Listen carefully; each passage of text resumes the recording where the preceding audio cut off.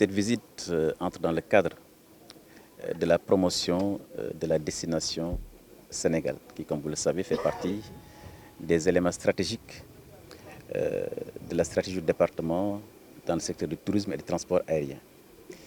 Et cette promotion, justement, de la destination Sénégal passe par la mise en valeur de nos différents sites touristiques. Et la réserve de Fatala que nous venons de visiter ce matin fait partie des produits touristiques de haute gamme, justement, que le Sénégal peut encore valoriser. Puisque vous savez que nous avons le balnéaire, que nous avons visité hier, mais nous avons également ici la découverte. Nous avons également ici des sites classés patrimoine mondial de l'UNESCO, des sites parmi les plus belles baies du monde, qui sont ici dans la région de Fatick. Donc il était important de le faire découvrir à nos compatriotes qui ne l'ont pas encore vu, mais aussi aux touristes au niveau international. C'est la raison pour laquelle nous avons, dans le cadre de cette mission, prévu de faire une promotion renforcée de ce site touristique ici dans le Sine Saloum.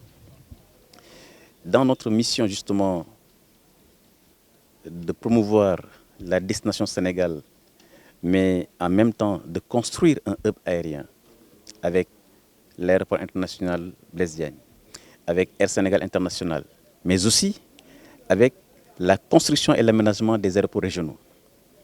Je vais proposer au chef de l'État la construction ici, à Toubacouta, d'un héliport pour justement accueillir les hélicoptères, pour permettre justement à ce que les touristes qui viendront directement à Dakar puissent atterrir ici et visiter le site dans de bonnes conditions.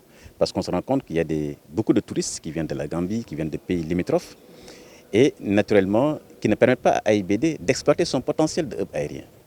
Donc si nous développons une forte promotion de cette zone touristique, faire également des aménagements et des investissements qui permettent justement de raccourcir le délai entre Dakar et Toubacouta, naturellement nous allons amplifier le niveau du trafic touristique dans la région, mais aussi nous permettre aussi d'atteindre notre objectif de hub aérien. Parce que je rappelle quand même qu'il y a une synergie forte que j'entends développer entre le tourisme et le transport aérien, et Air Sénégal pour l'international, mais aussi les aéroports régionaux, les aéroports, mais aussi les zones pour les hélicoptères pourront nous permettre d'aller de l'avant. Enfin, dans le cadre de cette stratégie, nous avons prévu également de miser sur le digital. Et ce site qui n'est pas très bien connu fera aussi partie des éléments que nous allons fortement promouvoir dans la stratégie digitale du département pour faire justement du Sénégal ce pays de destination internationale, puisque nous avons plus de 5 types de produits touristiques que nous pouvons également valoriser au-delà du balnéaire, la découverte, mais également la visite des sites mégalithiques du Sine Saloum qui sont également dans cette zone. C'est également les belles îles que nous avons également dans cette région. Donc tous ces produits touristiques-là sont vraiment des atouts que nous allons mettre en avant pour justement capter des parts de marché sur le tourisme international, qui, je rappelle, c'est plus de 1200 milliards de dollars par an. Et donc naturellement notre pays a une place à gagner là-dedans. Dans la stratégie que nous allons dérouler pour le tourisme au niveau national, nous avons prévu donc de miser sur d'abord la synergie entre le tourisme et les transports aériens, la construction de l'aéroport de Kaolack, la construction de sites d'héliportage dans le Toubacouta permettra justement de faciliter la circulation des citoyens, mais également des touristes dans la région.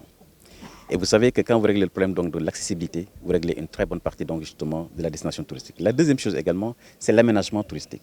Il y a un volet qui est pris en charge par la SAPCO, que nous allons également amplifier.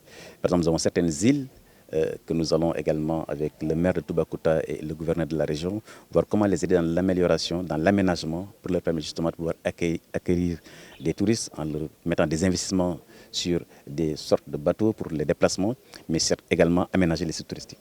Mais c'est aussi la promotion. Parce que vous savez, quand vous avez le meilleur produit au monde, qui n'est pas connu, c'est comme si vous n'avez rien.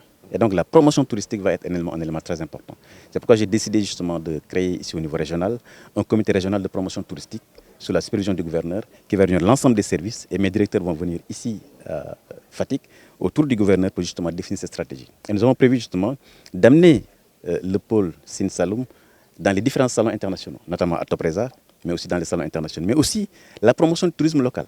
Et nous avons rencontré ce matin des colonies de vacances qui sont également dans la région. Donc ça veut dire également que les Sénégalaises et les Sénégalais également aiment découvrir ce qu'il y a dans ce beau pays.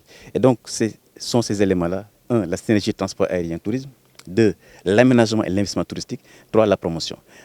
Le dernier élément, c'est la mobilisation du secteur privé autour de l'investissement touristique. À la fin de cette stratégie, nous aboutirons à des business cases qui permettront justement d'attirer les investisseurs locaux mais aussi internationaux dans l'investissement touristique. Je pense qu'autour, par exemple, de Fatala, avoir des lodges de grande qualité comme celui qu'on a découvert ce matin pourra également aider avec l'augmentation du niveau de fréquentation touristique, justement, des investissements qui vont être rentables. Donc c'est tout ce package donc, que nous allons de l'investissement à l'aménagement en passant par la promotion, mais surtout en développant la synergie avec le transport aérien, que nous allons relancer ce tourisme qui ne demande que ça. Et nous avons tous que le tourisme aujourd'hui a une croissance extrêmement positive et le Sénégal doit gagner ses parts de marché sur ce secteur qui est extrêmement dynamique.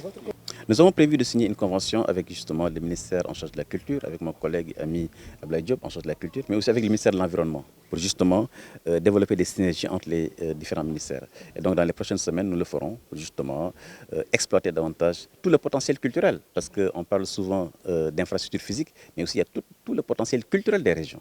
Parce que vous savez qu'il y a un agenda culturel qui peut être développé de janvier à décembre, qui permet justement d'attirer le secteur touristique dans les régions en fonction donc justement, puisque vous avez tout le côté immatériel mais également culturel, que d'abord nous devons préserver pour nos générations futures, mais aussi montrer à l'humanité notre identité, puisque en définitive, les pays se différencient par la qualité de l'identité culturelle, la qualité de leur capital humain.